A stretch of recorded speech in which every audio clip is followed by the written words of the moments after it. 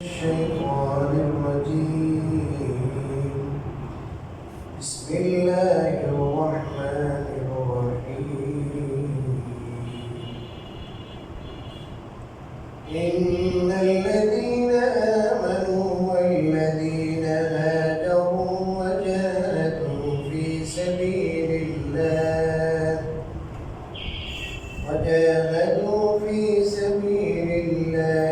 أولئك يرجون رحمة الله والله غفور رحيم يسألونك عن الخمر والميسر قل فيهما إثم كبير ومنافع للناس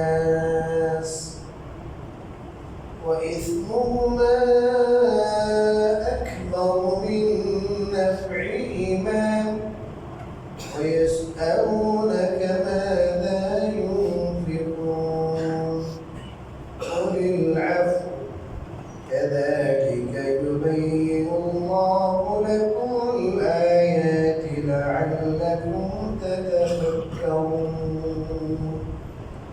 صدق الله العظيم আলহামদুলিল্লাহ আল্লাহর দয়ায় কৃপায় আজকে আমরা ধারাবাহিক তাফসীরুল কোরআনের অংশ হিসেবে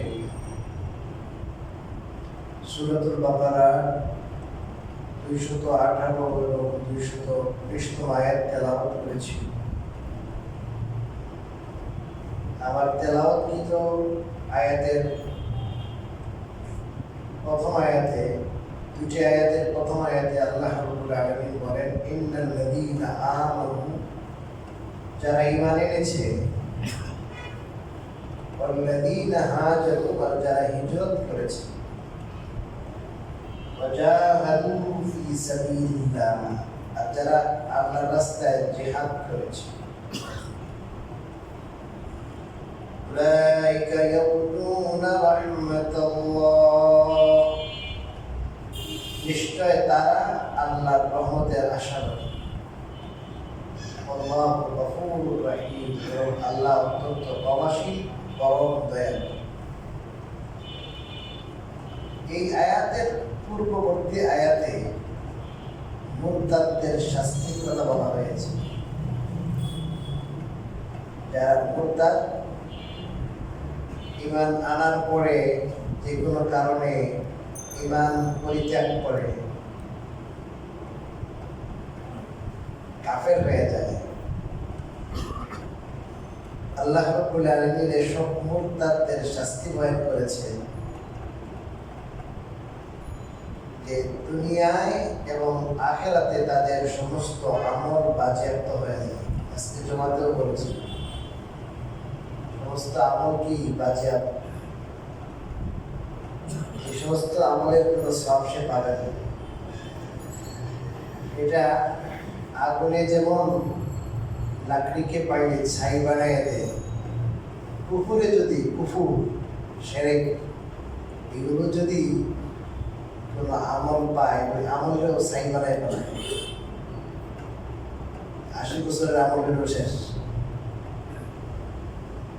দ্বিতীয় শাস্তি বয়ান করেছিলেন তারা জাহান্নামে চিরদিন থাকবে। এই কথা মনে করে সাহাবায়ে কেরাম যারা ভুলবশত ওই হারাম মাসের প্রথম তারিখ ছিল, রাত ছিল, জুমাদাল মুখরার শেষ দিন আর রজবের প্রথম তারিখ রাত, সাহাবায়ে কেরাম অজান্তে যুদ্ধ করেছিল, ওদের জানা ছিল না, এরা ভুলে হয়ে গেছে, এনারাও টেনশনে পড়ে গেছে। আমরা তো এই ভুল করছি, এবং আল্লাহ নিয়ে আমাদেরও আমল কি করে ফেলায়, নষ্ট করে ফেলায়। এত কষ্ট করে জিহাদ করলাম, কেউ যদি জিহাদ করেও যদি কি করে পরবর্তীতে কুফরি করে, তার জিহাদের সওয়াব শেষ। এনারা তো কুফরি করেন নাই, এনাদের অজান্তে একটি ভুল হয়েছে। আল্লাহ রাব্বুল আলামিন তাদের সাহাবায়ে কেরাম তো দিনের ব্যাপারে অত্যন্ত সতর্ক ছিলেন। কেমন সতর্ক ছিলেন আমি আপনাদেরকে একটা ঘটনা বলে আপনারা বুঝতে পারবেন যে সাহাবায়ে কেরাম তাদের নিজেদের আমলের ব্যাপারে এতটা কি ছিলেন, সতর্ক ছিলেন। বুখারী শরীফ 2য় খণ্ড মাগাজি অধ্যায়, ওখানে একটা হাদিস আছে।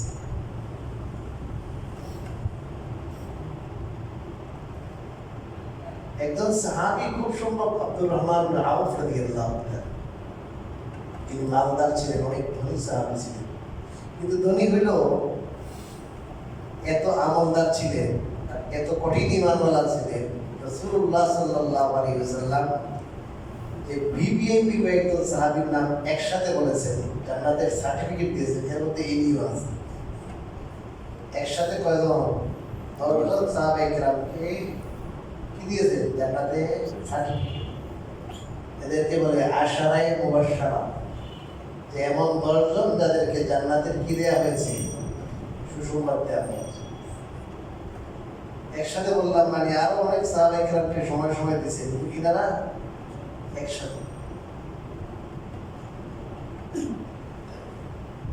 বসছেন উনি ইফতার করতে, ইফতারিতে কয়েক আইটেম আসছে। কি বলেন আপনাদের ইফতারিতে আইটেম আছে না নাই? পুরান ঢাকায় পাহাড়ি আয়োজন দেখলে তো পুরান ঢাকা মাথা নষ্ট না। ইফতারি করতে বসছেন, কয়েকটা আইটেম, বেশি না। তো উনি সাথে সাথে সারাদিনের ক্ষুধা,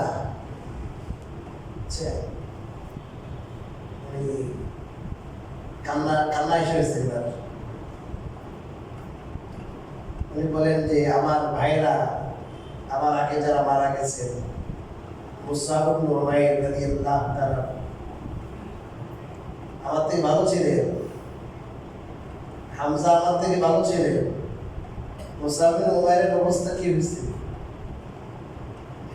ওনাদের কাফনের কি পাওয়া যায় নাই, কি কাপড় পাওয়া যায় নাই। মাথার দিকে টানলে পা বাইর হয়ে যায়, পায়ের দিকে টানলে কি বের হয়ে যায়? হামজা রাদিয়াল্লাহু তাআলার অবস্থা, মুসআব ইবনে উমাইরের অবস্থা। এনারা তো খুব দরিদ্র অবস্থায় মারা গেছে, এনাদের কি ছিল না, অত সম্পদ টাকা পয়সা ছিল না।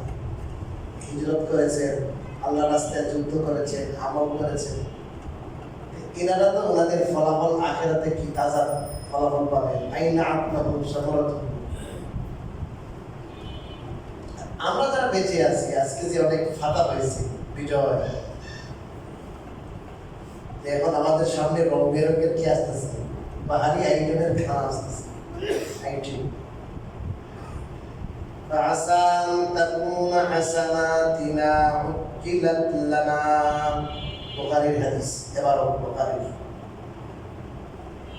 উনি বলেন যে এমন হয়ে যায় কিনা যে আমরা যে জিহাদ করেছি, নেক আমল করেছি, রাসূলুল্লাহ সাল্লাল্লাহু আলাইহি ওয়াসাল্লামের সোহবত লাভ করেছি, অনেক নেক আমল করছেন না, এই নেক আমলের বদলা আল্লাহ দুনিয়াবি নগদ দিয়ে দিতেছেন। আমাদের কি লাগতেছে? সন্দেহ লাগতেছে। ফাবাকা ওয়া তারাকাত তাআম, এটা কইরা ওনার এমন কান্নার ঢেউ আসছে, উনি আর খাবার খেতে পারেন না। কি খাবার খেতে ক্ষুধার্ত অবস্থায় খায় নাই, একটু পানি টানি খাইয়া মানে ইফতারটা বানিয়েছে। আমার যখন সম্পদে দেখা দেয়, টাকা পয়সা আসে, রং বেরঙের খাবার, আল্লাহ চাইছি, মনটা খুশি হয়ে বাক বাক হয়ে যায়। আর এনারা চিন্তা করছেন কি, ওই যে বললাম অতিরিক্ত ওনাদের একটা আখিরাত সবসময় মাথায় ছিল, ওনারা অত্যন্ত সতর্ক ছিলেন এই ব্যাপারে। ওনারা সবসময় এটি চিন্তা করতেন যে আমরা তো আসলে আখিরাতের জন্য পয়দা হয়েছি, যে দুনিয়ায় এমন কিছু করবো না যেটা করলে পরে আখিরাতে ধরা পড়ে যায়। ওটা চিরস্থায়ী জিন্দগি, ওখানে ক্ষতি হলে এটা চিরস্থায়ী ক্ষতি। আর দুনিয়া যদি ক্ষতি হয়, ওইটা ওয়ান টাইমের ক্ষতি, এটা অত বড় কিছু না। এই জন্য সাহাবাদের দুনিয়ার ক্ষতি হয়ে গেলে ওনারা খুব কি মনে করতেন না, কিছু হলো না। ওনাদের কাছে আখিরাতের ক্ষতিটা বড় ক্ষতি ছিল। কথাকে বুঝাইতে পারলাম? বলতেছে কি, আল্লাহ যে আমাদের আমল করছি, কি আমলের নগদ প্রতিদান নিয়ে আল্লাহ দুনিয়াতে দিয়ে দিতেছেন, আর আখিরাতে কি করুন না পাবো না, এমন কি না? কত সূক্ষ্ম চিন্তা। আপনাকে যদি আল্লাহ ধন দেন, সম্পদ দেন, শুকরিয়া আদায় করবেন, অবশ্যই করবেন, যে আল্লাহ তাআলা নিয়ামত দেন। আমরা এই ধন সম্পদ পাই আল্লাহকে বলে যাই দেখি। আগে তাহাজ্জুদ পড়তাম, ইশরাকের নামাজ পড়তাম, জিকির আজকার করতাম, গরিবদেরকে খেয়াল করতাম, ওলামাদের সাথে সম্পর্ক, দিনের সাথে সম্পর্ক, দিনের রাহে সময় দিতাম। টাকা পয়সা পাই এখন বিলাসী হয়ে গেছে, এরকম না? টাকা পয়সা পাওয়ার পরে, ধনী হওয়ার পরে মানুষের মুড চেঞ্জ হয়ে যায় অনেকের। সাহাবারা এমন ছিলেন না, সাহাবারা এমন ছিলেন না, এনাদের সামনে আশা ছিল।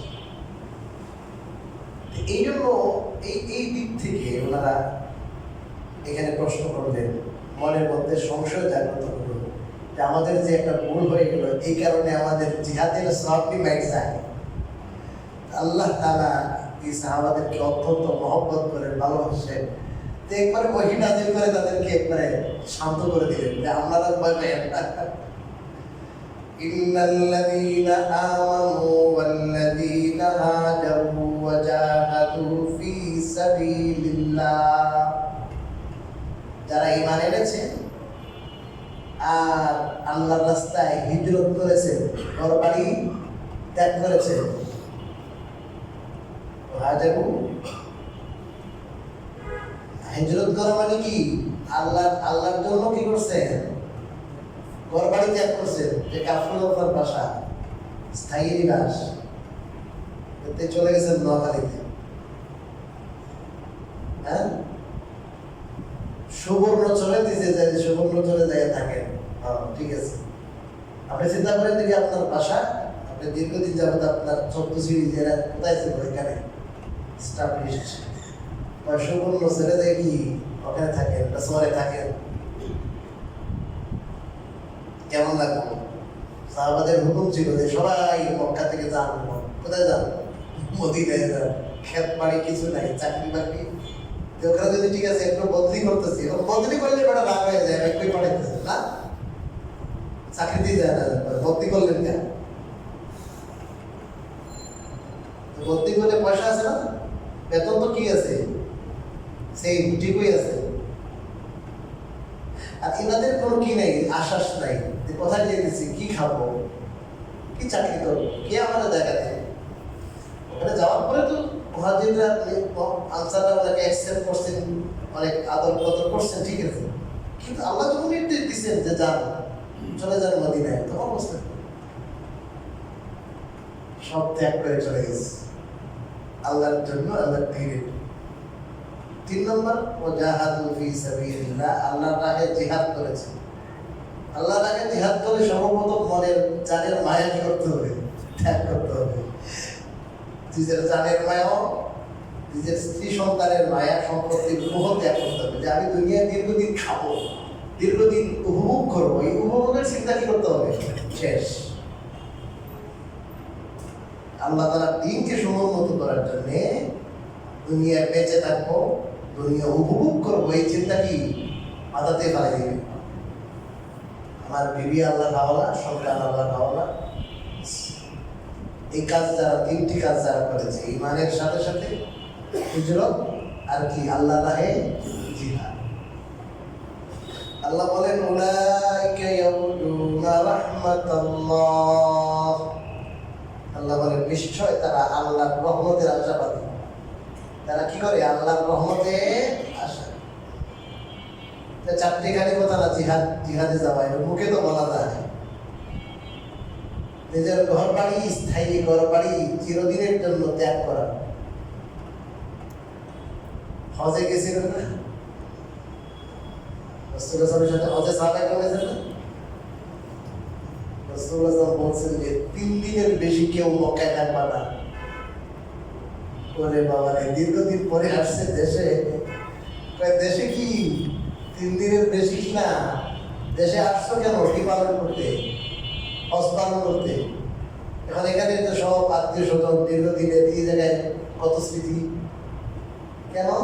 এখানে যদি 3 দিনের বেশি কি দেওয়া হয়, সময় দেওয়া হয়, হয়তো এখানে মন লেগে দেবে, কয় না একটু থাকি, কয়েকদিন পরে যাবো, তাহলে হিজরতের সওয়াব কি হয়ে যাবে? শেষ হয়ে যাবে, না থাকার অবকাশ নেই। যখন আল্লাহর জন্য ত্যাগ করছে তাহলে ত্যাগ করছে। তিরমিজি শরীফে আছে হাদিস। এনারা এই ত্যাগ করেছেন কেন ভাই? আল্লাহ বলেন এনারা ত্যাগ করছেন আল্লাহর রহমতের আশা। আল্লাহ সব ত্যাগ করবো, আপনি আমার মায়া করবেন, দয়া করবেন। আল্লাহর পক্ষ থেকে কিসের আশা? দয়ার আশা, রহমতের আশা। তাহলে আল্লাহ তাআলার রহমত অবশ্যই তারা পাবে। আল্লাহু গফুরুর রহিম। আর আল্লাহ তাআলা অত্যন্ত ক্ষমাশীল। ভুল হয়ে গেলে আল্লাহ তাআলা ক্ষমা করেন। রহিমুল, পরম দয়ালু। বুঝাই দিলেন যে আপনারা তো আমার রহমত তালাশ করেন, আমি আপনাদেরকে আমার রহমত দিব, আপনাদেরকে মাফ করব। আপনাদের চিন্তার কারণ নাই, আপনাদের জিহাদের সওয়াব অটুট আছে, ঠিক আছে, বলবৎ আছে। কি হয় না, এই মুরতাদদের মতো আমল কি হয় না, নষ্ট হয়। এই আয়াতে সাহাবায়ে কেরামের একদিক থেকে মনের সন্দেহ সংশয় দূর হইল, অপর দিক থেকে সাহাবায়ে কেরামের ব্যাপারে আল্লাহ তাআলা এটা সাক্ষী দিয়ে দিলেন যে ইনারা আমার রহমত কি করেন, রহমতের আশা করেন। আর রহমতের আশায় এনারা এইসব কিছু করেন। সাহাবাদের মর্যাদা বয়ান করা হলো। এরপরে খুবই গুরুত্বপূর্ণ আয়াত, এটা সময় সাপেক্ষ, অনেক লম্বা তাফসীর আসতেছে। 10 মিনিট 12 মিনিটে কি করব? ইসআলুনাকা আনিল খামরি ওয়াল মাইসির। হে নবীজি, আপনার কাছে তারা জিজ্ঞেস করে মদ এবং জুয়ার ব্যাপারে। মদ আর কি জুয়ার ব্যাপারে আপনাকে জিজ্ঞাসা করে। قل فيهما إثم كبير ومنافع للناس। يا নবীজি, আপনি তাদের প্রশ্নের উত্তরে বলে দিন যে এই দুইয়ের মাঝে ইসমুল কবীর, অনেক বড় পাপ রয়েছে, জঘন্য পাপ। ওয়া মানাফিউ লিন-নাস, এবং মানুষের জন্য কিছু উপকারিতা আছে, ফায়দাও কিছু কি আছে, ফায়দা আছে কিছু।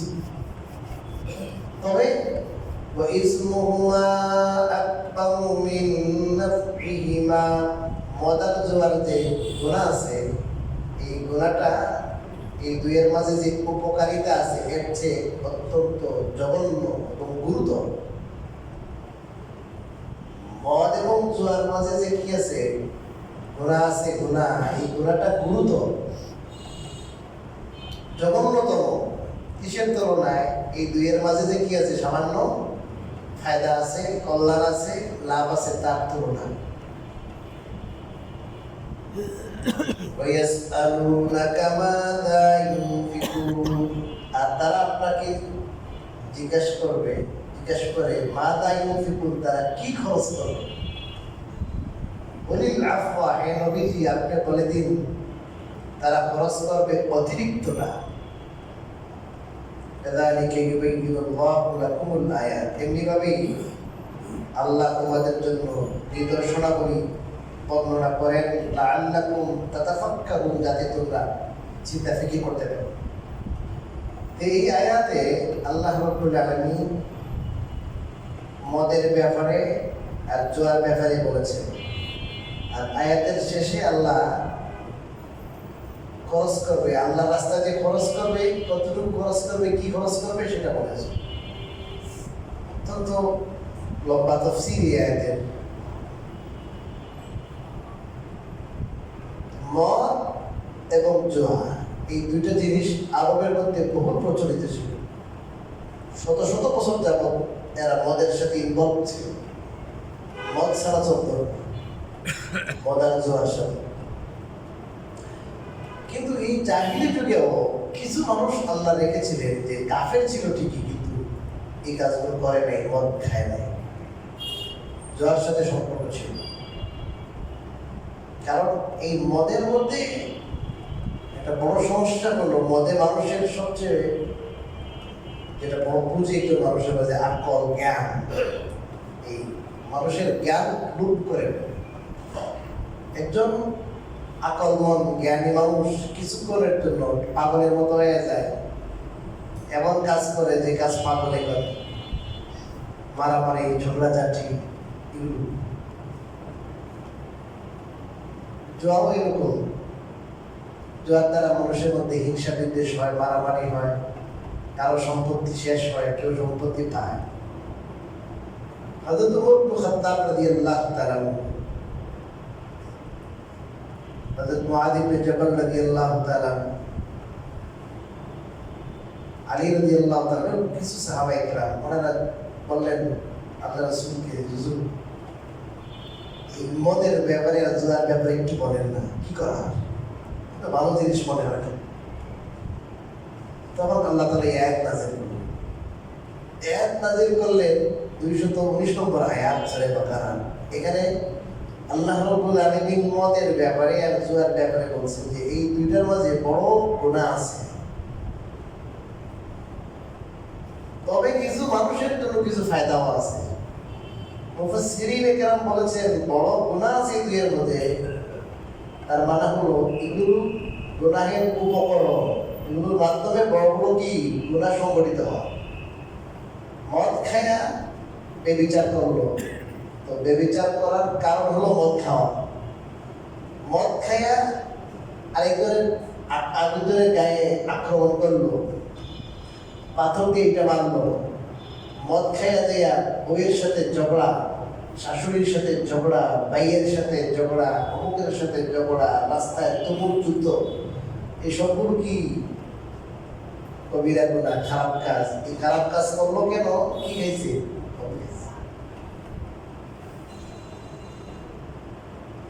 ঠিক তো করবে জুয়া, আরেকজনকে জুয়া নিঃস্ব বানাই ফেলে দিচ্ছে।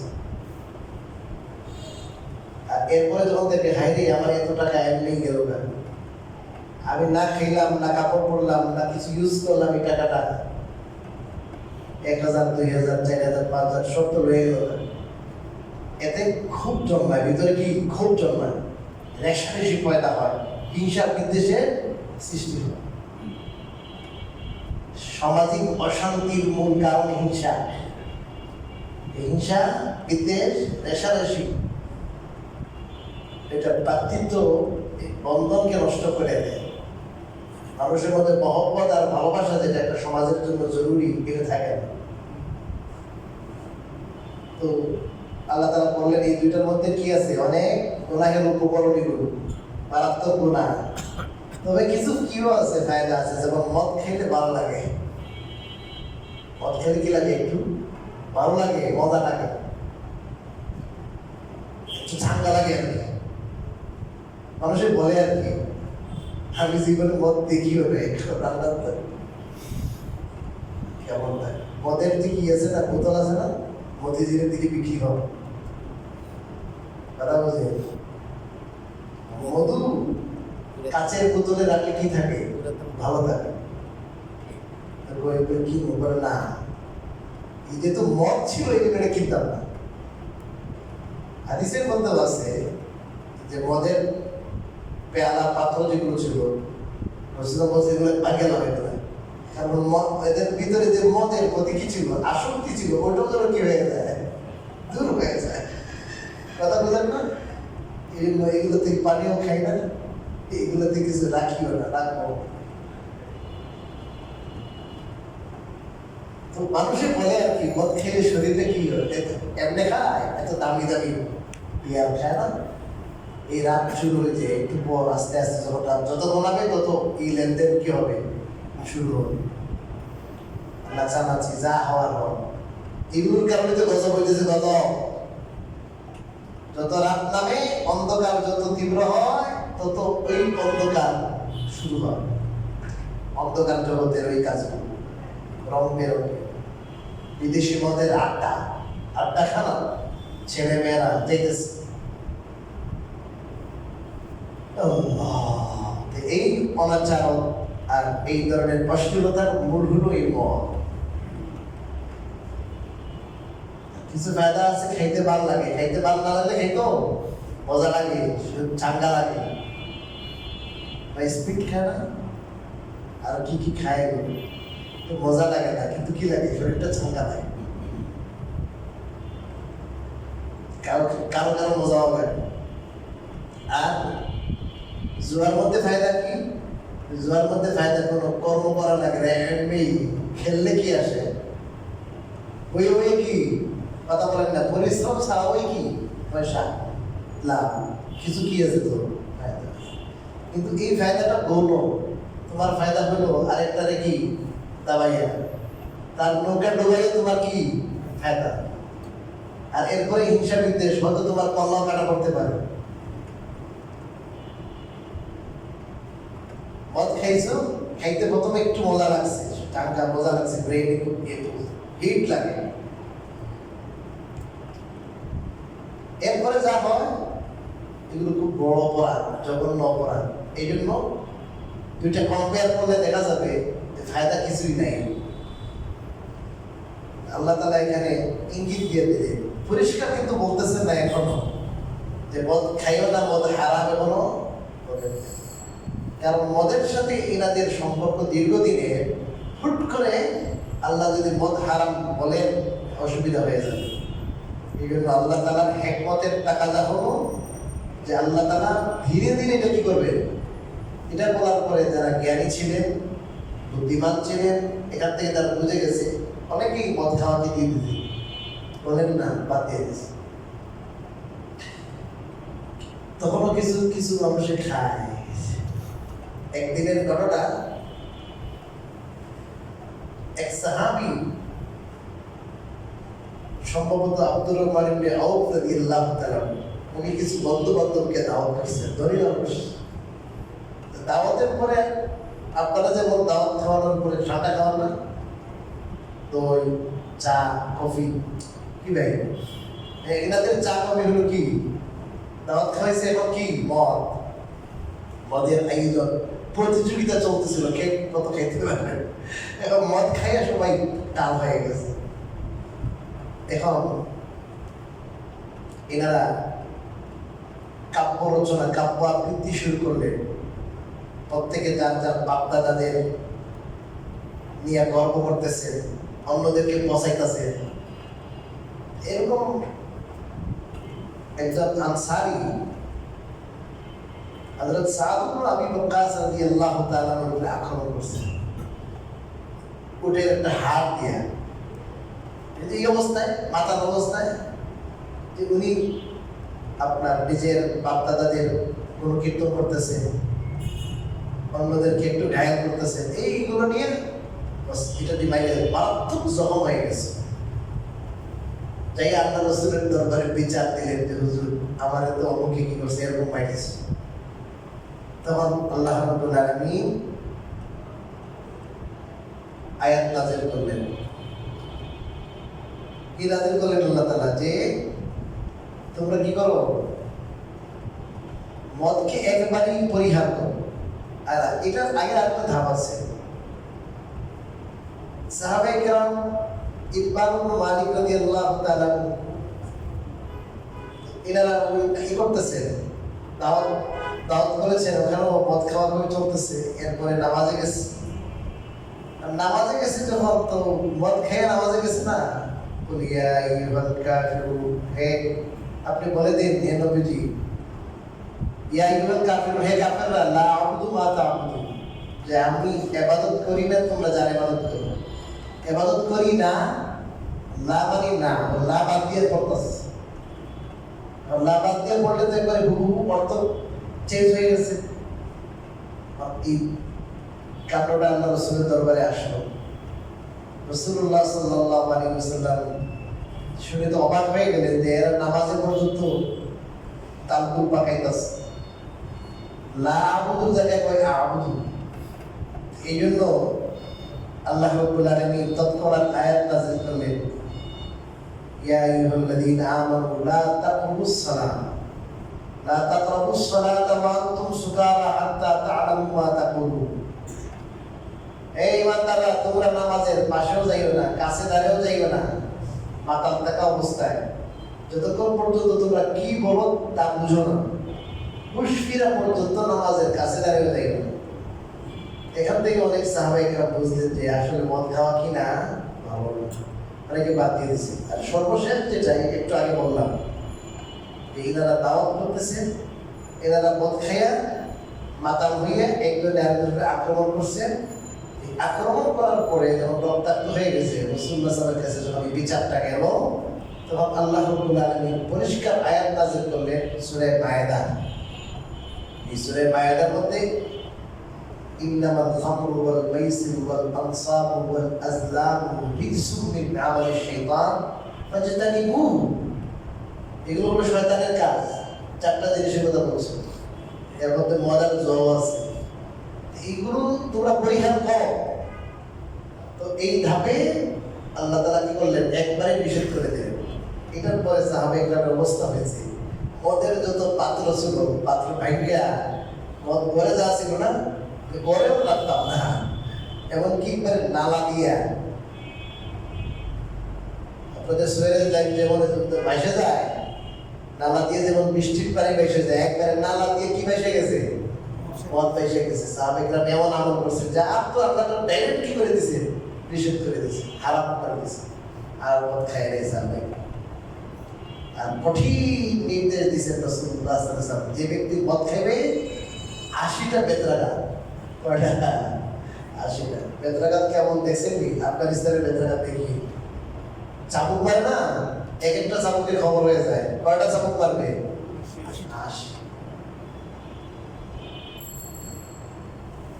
এই মদটাকে হারাম করলেন কেন আল্লাহ? মদকে বলা হয় উম্মুল খাবায়েস। যত খবিস, যত অশ্লীল কাজ আছে, মন্দ কাজ আছে, সবকিছুর মা, সবকিছুর মাথা হলো কোনটা? মদ। এই মদ যারা খাবে সব ধরনের পাপ কাজ তারা করতে থাকবে। কিন্তু জুলুম করবে সমস্যা নাই, হয়রানি করবে সমস্যা নাই, বড় বড় পাপ কাজ করবে, অশ্লীল এমন কথা বলবে, এমন কাজ করবে যেটা কোনো সভ্য মানুষ করতে পারে না। এই কাজই করে বসবে কি খাইবে? মদ খাইবে। মদ খাওয়ার পরে এই পাওয়ার আসবে তার মাঝে, আর ওই যে পাওয়ার আসবে কিন্তু ওইদিকে যদি আকল থাকে, আকলে বলবে না এটা তোমার জাগ্রত হয়েছে শক্তি, তুমি নিজেরা কি করো, নিয়ন্ত্রণ করো, কন্ট্রোল করো। এখন কন্ট্রোল করবে কেমনে? আকলই তো নাই। আকল, আকল শব্দ এটা আরবি শব্দ, আকল মানে বাধা। আকলে মানুষ কি করে বাধা দেয়, বাইতে ফেলে যে না এই কাজ করা যাইব না। এখন আকলই যখন নাই, যে বাঁধবে সে নাই, তাহলে তো মানুষ পাগলা কি হয়, গোলার মতো হয়ে যায়। বুঝেন নাই? আকলটা কন্ট্রোলিং পাওয়ার, এটা মানুষকে কি করে অনেক কাজ করতে চায়, তো মানুষকে কি করতে দেয় না, না এটা করা যাবে না। টাকার খুব সবারই আছে, দেখতেছে যদি আমি একটু মিথ্যা কথা বলি তাহলে আমার মেলা টাকা ইনকাম হবে, তো তার আকলে বলে না মিথ্যা কথা বলা যাবে না, আকলে বলে আরেকজনে ঠকানো যাবে না, আকলে বলে তুমি যে সামান্য সময়ের সুখের জন্য তুমি চিরস্থায়ী দুঃখ নিয়ে আসবা, এই কাজ আকল।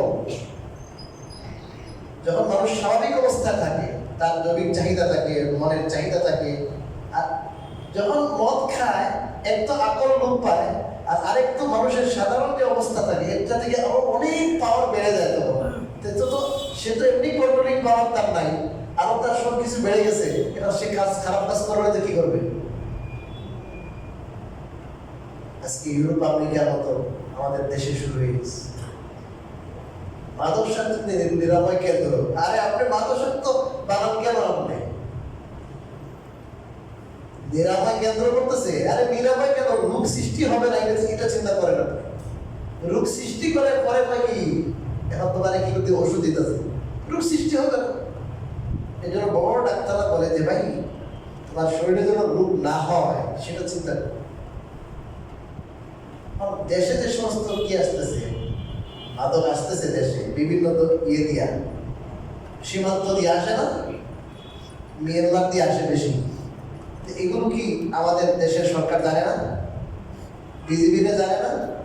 আনসাররা জানে না? জানে।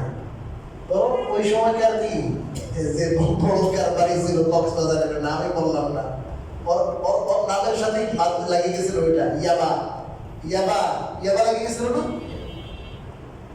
তো ইয়াবা বাবা এগুলো সব মদের খালাতো ভাই। মদের সাথে শুনছি রিলেটেড, মদে যে কাজ করে ওই কাজ করে। মদের আধুনিক রূপ কি? মদের আধুনিক রূপ হলো ইয়াবা বা গাঁজা। এই জন্য সমাজ যদি সুন্দর সুশৃঙ্খল রাখতে চায়, দেশের মানুষকে জ্ঞানী বানাইতে চান, দেশের মানুষের মধ্যে মানবিক মূল্যবোধ যদি বজায় রাখতে চান, তাহলে এটা বন্ধ করতে হবে। হুজুর আপনার তার রাষ্ট্র চালাই না, যে আপনার ঘরের রাষ্ট্রপ্রধান আপনি, আপনার ঘরের প্রধান, আপনার ঘর একটা ছোট রাষ্ট্র, এটার প্রধান আপনি। আপনার ঘর দেখেন, আপনি যদি আরেকটু মুরব্বী হয়ে থাকেন, মাতব্বর হয়ে থাকেন, মরণ হয়ে থাকেন, তাহলে আপনার দুই চার বাড়ি, একটা মহল্লা, একটা ওয়ার্ড, একটা এরিয়া, এটাতে আপনি চেষ্টা করেন আমার এলাকায় যেন মাদক না থাকে, আমার এলাকায় যেন কেউ এই কারবার না করে। আমার সময় অনেক হয়ে গেছে, ইনশাআল্লাহ জুয়ার ব্যাপারে আর একটু আমরা আলোচনা করবো আগামী সপ্তাহে। আল্লাহ তাআলা যা বললাম